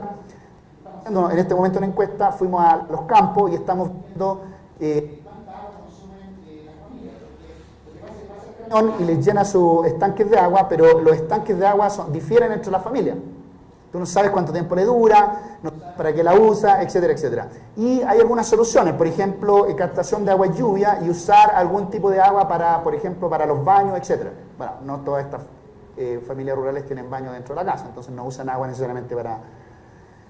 Es súper complejo este problema, agobiante a veces. Dicen, bueno, uno tiene un tremendo modelo teórico, arte, econometría, y después se va al mundo real y esta cuestión no te resuelve los... Bueno, ¿sí? ¿Preguntas? Usa el micrófono.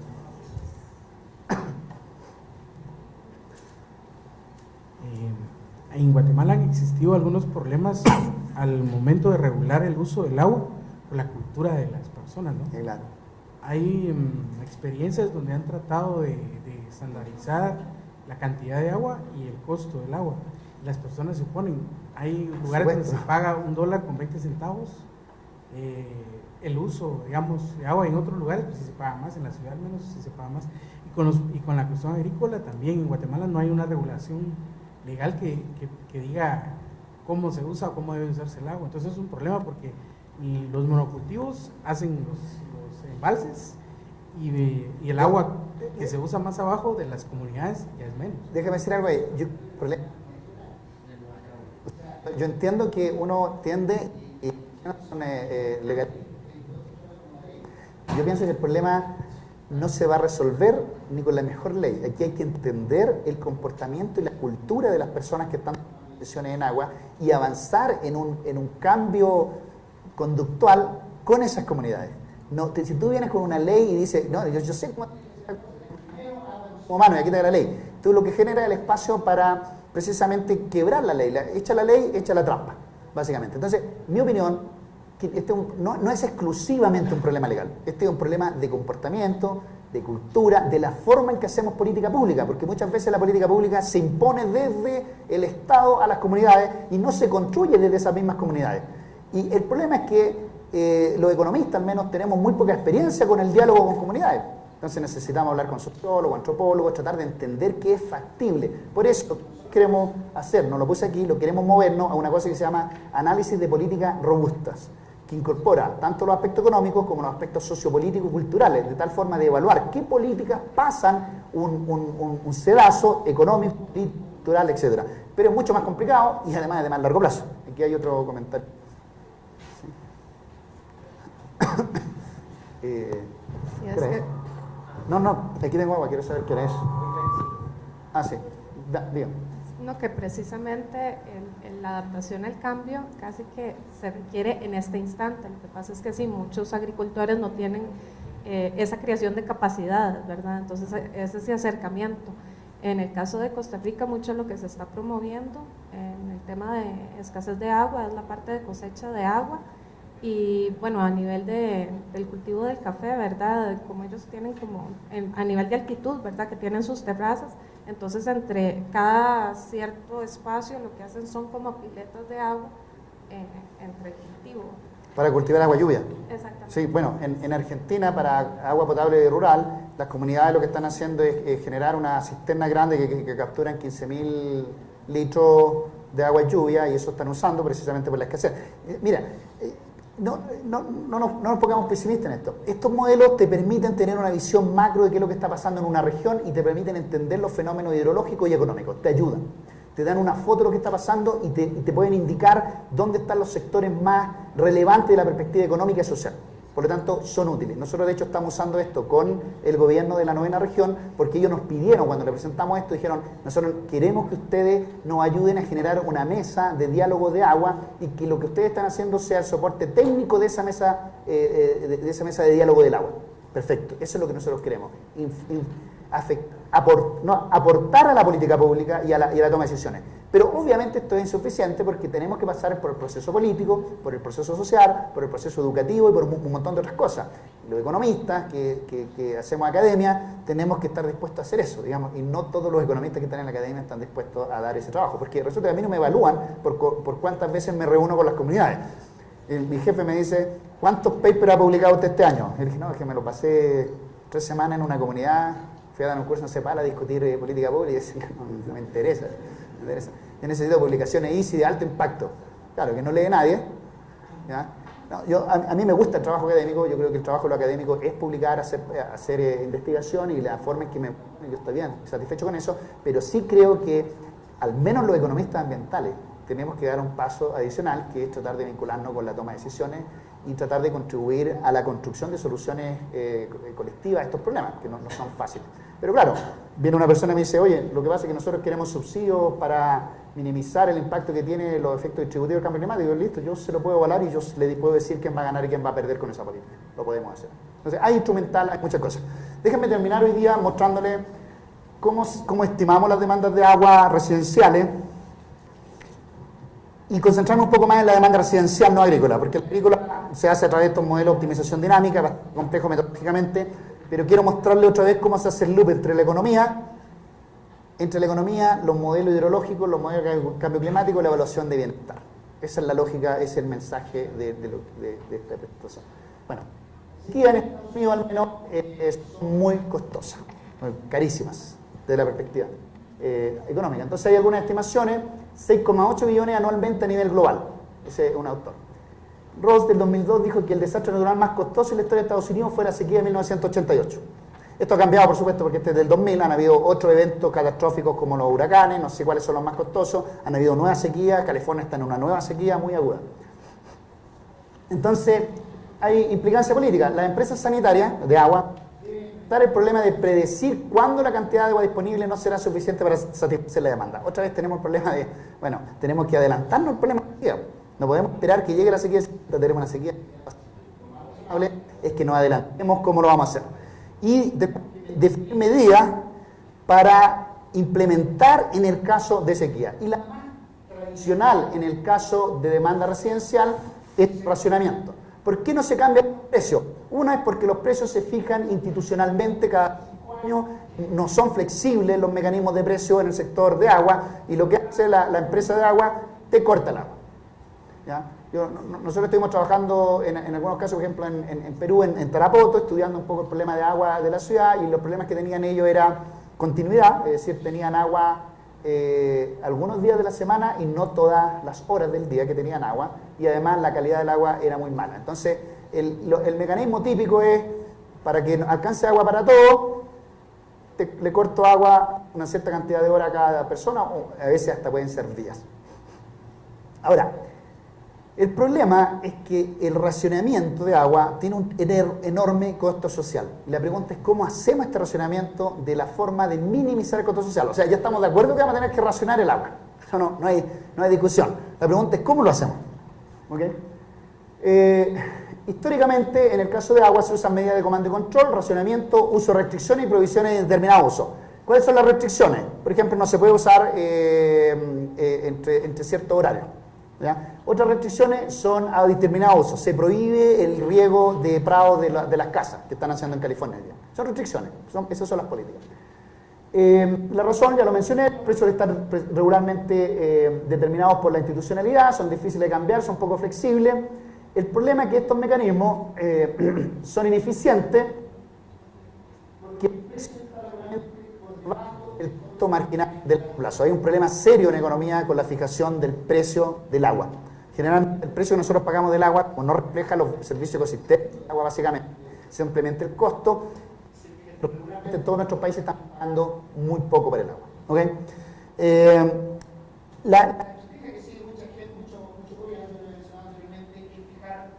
Estructuras de precios o tarifas de precios crecientes por bloques, se llama, crecientes por bloques, de tal forma de desincentivar el consumo excesivo de agua. Bueno, entonces, ¿qué es lo que quiero mostrar en esta 7 diapositivas? Uno, cómo se estima, una intuición de cómo se estima la demanda de agua, cómo se estiman los costos sociales del racionamiento, cómo vincular esto con cambio climático, y iba a mostrar cómo se calcula el cambio en el bienestar económico, pero no lo voy a hacer. Y un mensaje adicional para la gente que está interesada en métodos de valoración de bienes sin mercado: todo esto lo podemos hacer sin recurrir a ningún método de los que vimos ayer. No es valoración contingente, no es precio hedónico, es simplemente observar lo que consume la gente. Con esa información tenemos suficiente para entender el problema de agua. No necesito hacer una encuesta de preferencia revelada, de preferencia declarada, etc. Ok, ¿cómo funciona esto? Estos son datos del distrito de El Dorado, en el oeste de la Sierra Nevada, en California, que entrega agua a más de 100.000 personas, y tenemos un 75% de consumidores residenciales que representan el 55% del volumen total de venta. ¿Okay? Existen distintos tipos de acceso de agua para distintas zonas del distrito. Hay 17 zonas, cada zona tiene distintas fuentes de agua. Bueno, algunas las comparten, pero es una cuenca muy compleja desde la perspectiva de la oferta de agua. Hay embalse, hay acuífero, hay nieve, hay río, hay un montón de cosas. Entonces, ¿cómo funciona la estimación de la demanda de agua? Esta es una demanda de agua doble logarítmica, donde tengo el logaritmo de la demanda de agua, el logaritmo de la cantidad de agua que yo consumo, depende de Z, de P el precio, el ingreso, Z son las características de la familia, variables climáticas, etc. Aquí están todas las otras variables, pero una función de demanda en economía depende básicamente del precio del ingreso y de otras variables. Y cambio climático entra en esta función de demanda a través de mediciones de precipitación, temperatura, evapotranspiración, etc. El ETA y el E no voy a explicar lo que son, porque tienen que ver con la forma de estimación econométrica. Yo no estoy haciendo econometría hoy día. La estimación de estas funciones de demanda son altamente complejas. De hecho, no existe ningún software que te permita...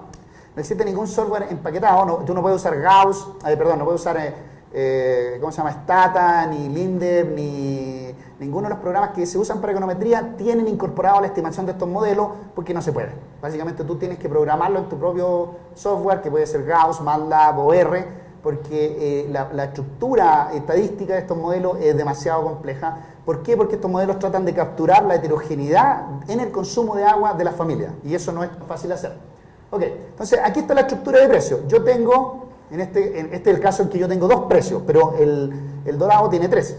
Tengo un precio 1 hasta W1. ¿Sí? ¿Estamos de acuerdo?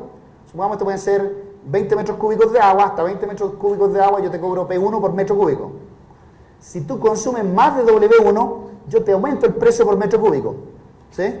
¿Lo ven? ¿Todos ven? Bueno, aquí pasa algo bien divertido con esta cosa. Si yo consumo más allá de W1, esta estructura de tarifa me está dando un subsidio implícito, no explícito, no me está entregando dinero, pero me está dando un subsidio implícito por no cobrarme ese precio marginal, la cantidad antes de W1. Es decir, este cuadrito en negrita es un subsidio implícito, es como que me den ingreso, es como que me estén regalando dinero. No me dan el dinero, pero recuerden que la gracia de los mercados era que a mí me cobraban el mismo precio por cada unidad que yo consumía. Y aquí me están cobrando un precio más bajo por las primeras unidades, cuando recuerden que si la utilidad marginal de consumo del agua es decreciente, mi disposición a pagar por esas unidades iniciales debería ser más alta. Entonces, esta estructura tarifaria te genera un subsidio implícito a los que consumen más agua. ¿Ok? El modelo se llama modelo de elección discreta continua, que es el área de especialidad que yo trabajo desde mi doctorado, en el cual hay dos tipos de decisiones para esta familia o para este individuo. Primero decide en qué tramo va a consumir agua. Entonces, yo como familia digo, yo quiero consumir menos de 40 litros porque no quiero pagar mucho, y otra dice, no, yo voy a consumir más. Entonces mi familia, mi señora decidió que nosotros vamos a estar en el tramo por acá consumiendo un montón de agua para regar el pasto. Para que dígame. ¿Que ya no se escucha? Ah, tú vas a hacer una pregunta. Diga. Una pregunta antes para poder comprender el ejemplo. Es que decías que esta área de arriba gris era un subsidio. Implícito. Implícito, ok. Pero pensando cómo funciona el mercado acá en Colombia, en realidad, si te pasaste de la cantidad W1, al final pagas la tarifa mensual al precio P2. Por todo. Por todo. Ese es otro sistema de tarificación. Ah, okay. Está bien. Es un sistema, ojo, que hay muchos sistemas de tarificación. Hay sistemas de tarificación que el precio es plano. En todo caso, en Manizales usan ese sistema de tarificación. Creciente por bloque. Pero tú tienes toda la razón. Eso cambia un poco el análisis. Es un precio plano, pero con distintos precios. Entonces, esta decisión discreta continua tiene dos etapas. Yo primero decido dónde consumir y después dentro de esta línea decido cuánto consumir. Por eso es discreta, porque digo, elijo la alternativa A o la alternativa B, esa es la parte discreta, y la parte continua, ya que elegí A o ya que elegí B, cuántos litros de agua o cuántos metros cúbicos de agua voy a consumir. ¿Okay? Las complicaciones econométricas de esto no las voy a discutir, están en la literatura. Yo tengo los que he pensado la parte más econométrica, yo tengo un manual metodológico, cómo se estima en esto, que lo vamos a subir a internet en el proyecto de IDRC, y también lo vamos a hacer para la partícula. Entonces, yo tengo cantidad demandada, dado que me encuentro en el bloque K, y lo único que quiero mostrar acá es el subsidio implícito dependiendo de la cantidad de bloques. Supongamos que hay bloques, K grande, hay muchos bloques. Si yo consumo en el primer bloque, yo no tengo nada. Pero si yo consumo en el késimo bloque, en uno más arriba, ¿cierto? Más a uno, voy a tener un subsidio implícito que es la diferencia entre el precio que pago en el bloque que estoy menos el precio del bloque anterior.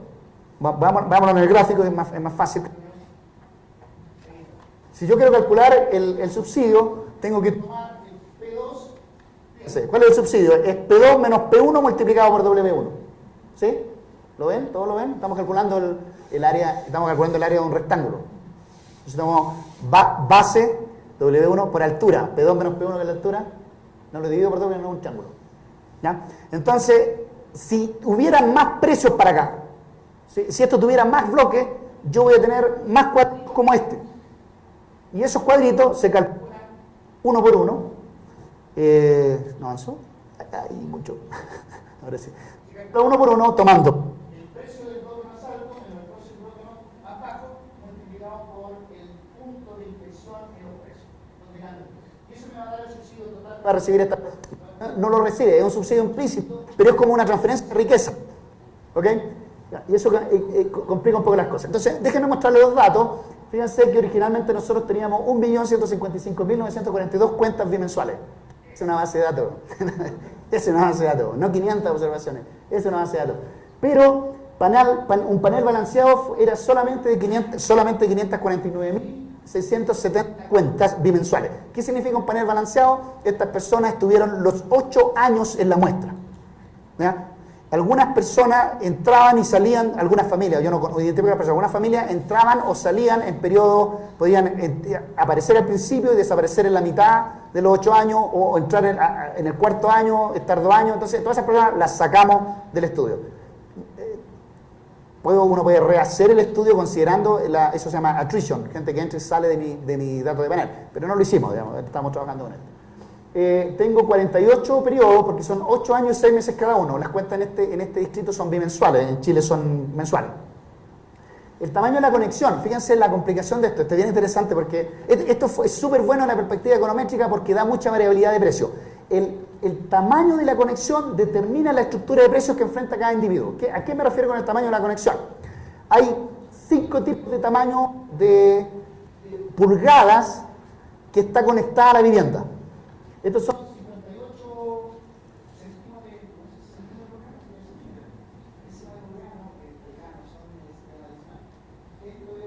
Esto es 3 cuartos pulgadas, 1 pulgada, 1,5 pulgadas y 2 pulgadas.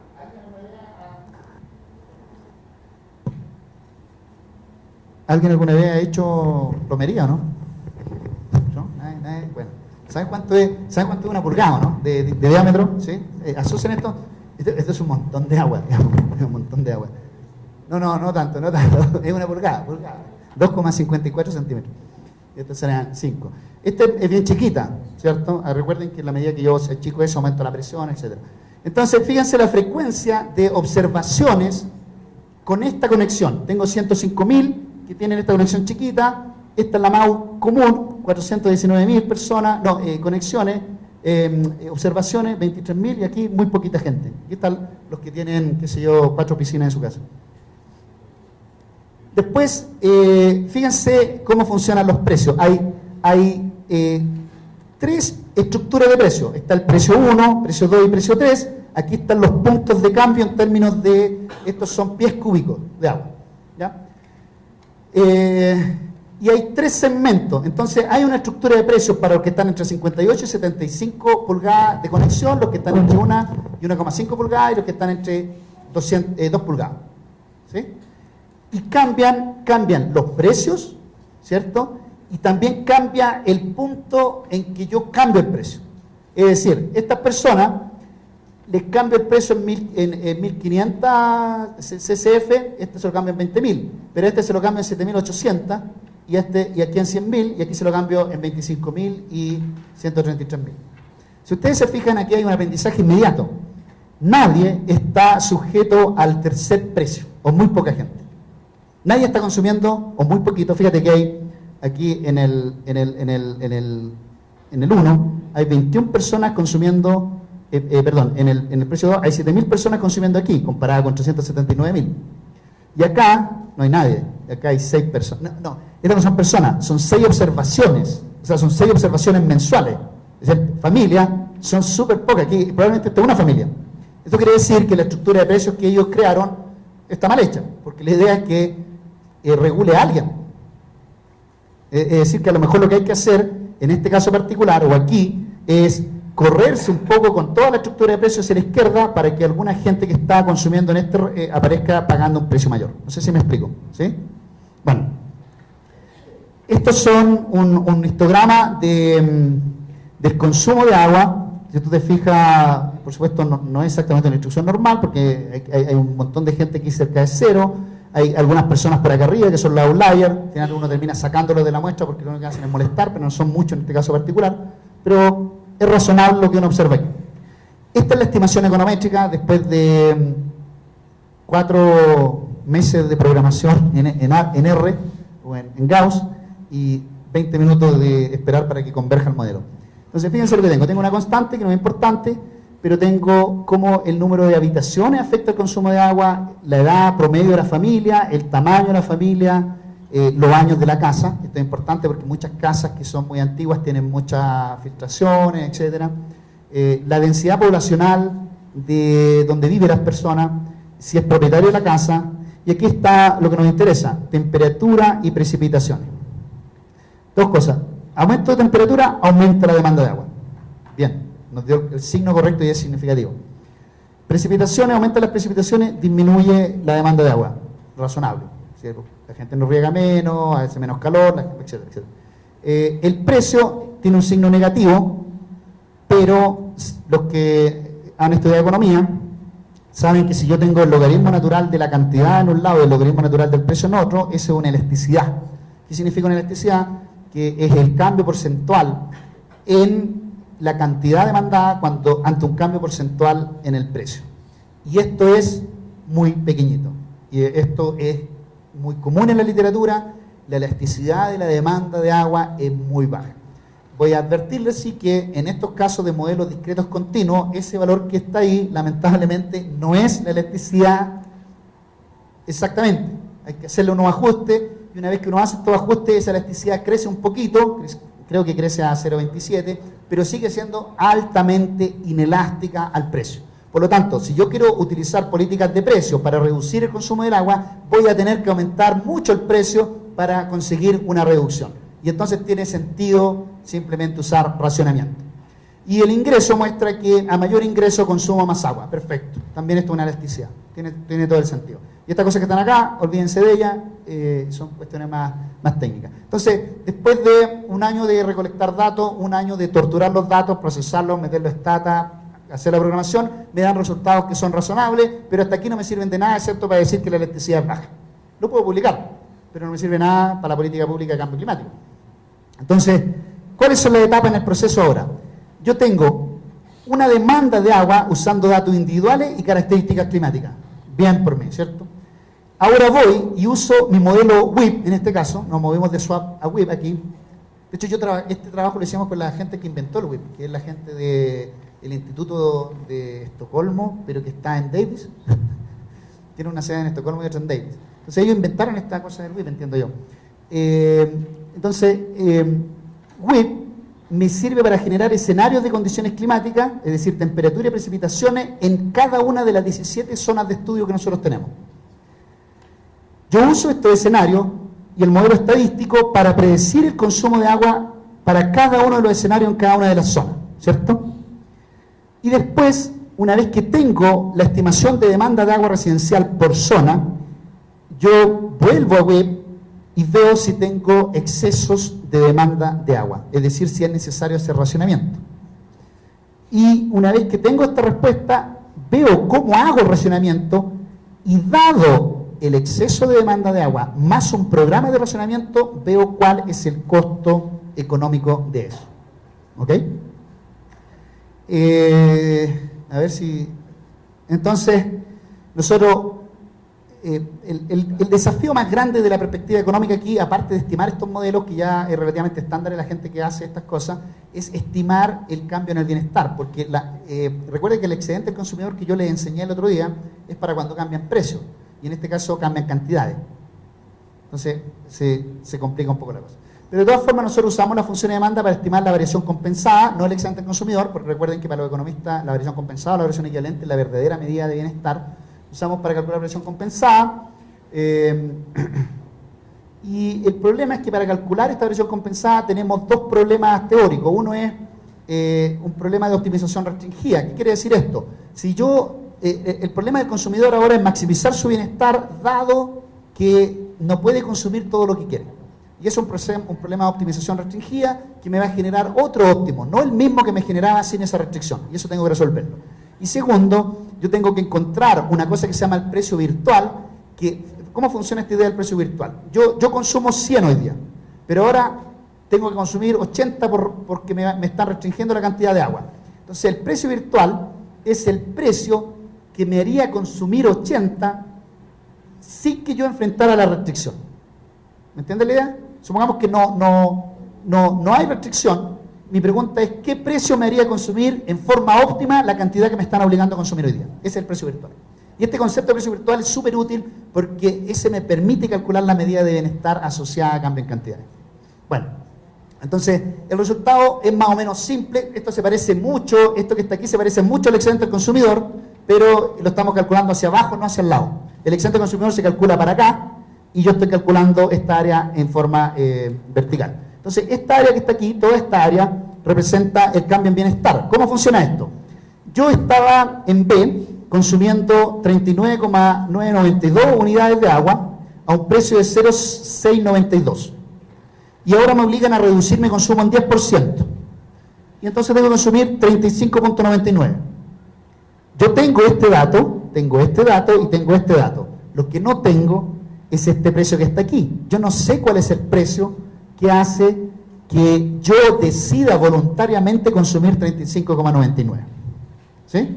Bueno, entonces la forma de encontrar ese precio es usando un modelo de, ¿cómo se llama? ¿Ustedes conocen el solver que existe en Excel? El solver, ¿qué es lo que hace? Cuando tú tienes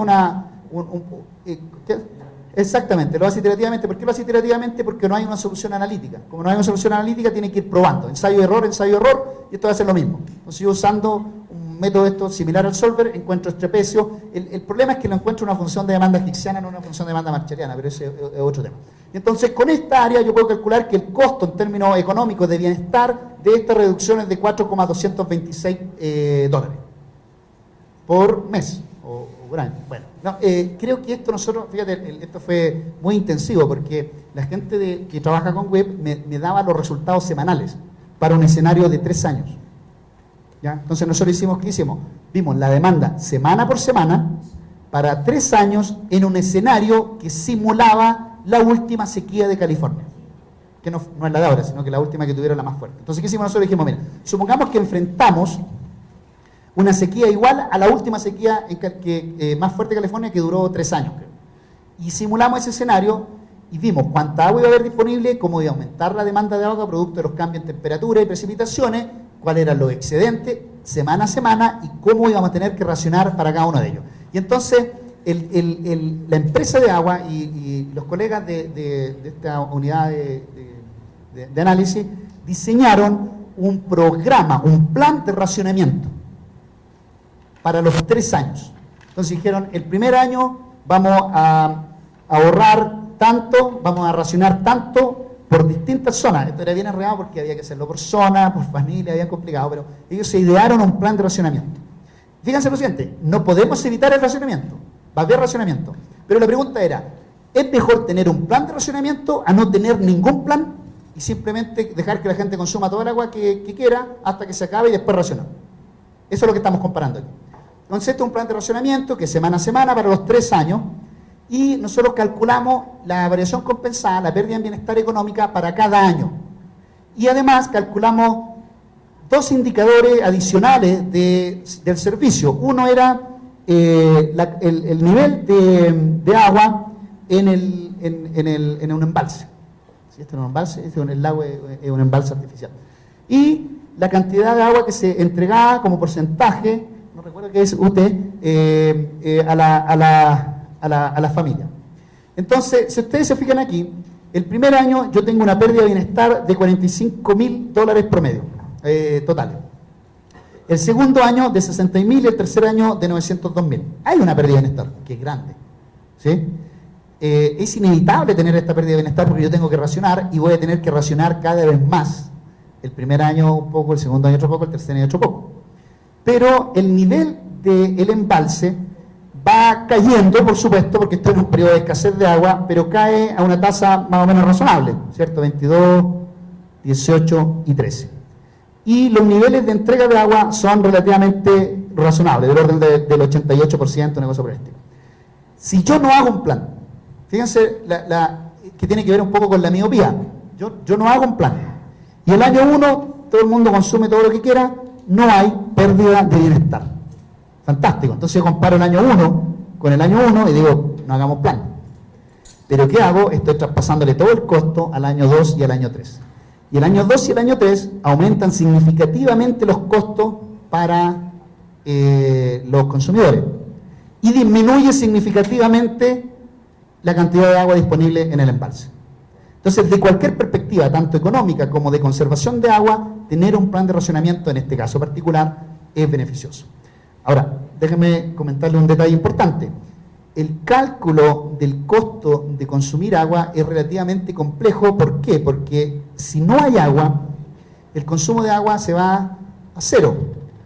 Pero no podemos llegar a cero en consumo de agua porque el agua es un bien esencial. Entonces, cuando yo me acerco peligrosamente a cero, el excedente del consumidor tiende a infinito. Y mi modelo me mandaba puros errores. O sea, ojo que te estás acercando peligrosamente a cero. Entonces, aquí hay un problema más conceptual. Y dice, ¿cuál es realmente el costo asociado a no tener agua en la red doméstica? Y ahí hay que buscar cuál sería la alternativa. La alternativa extrema es la migración. Y ese sería el costo top, el límite superior, si es que yo no tengo agua.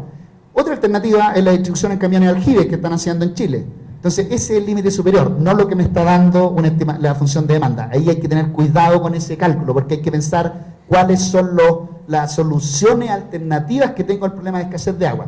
Y la otra alternativa era comprar agua embotellada y traerla, que es lo que hacen muchos en México, etc. Entonces, el cálculo del bienestar requiere además pensar un poco en la otra estrategia de adaptación que van a tener las personas. Pero como sea, este modelo me está diciendo dos cosas. Me está diciendo que es factible combinar estimaciones de demanda económica de agua con variables climáticas, predecir el comportamiento o los cambios en la demanda producto del cambio climático, combinarlos con un modelo hidrológico espacialmente explícito y usarlos para evaluar la política pública o la política que sea de adaptación al cambio climático o a la sequía.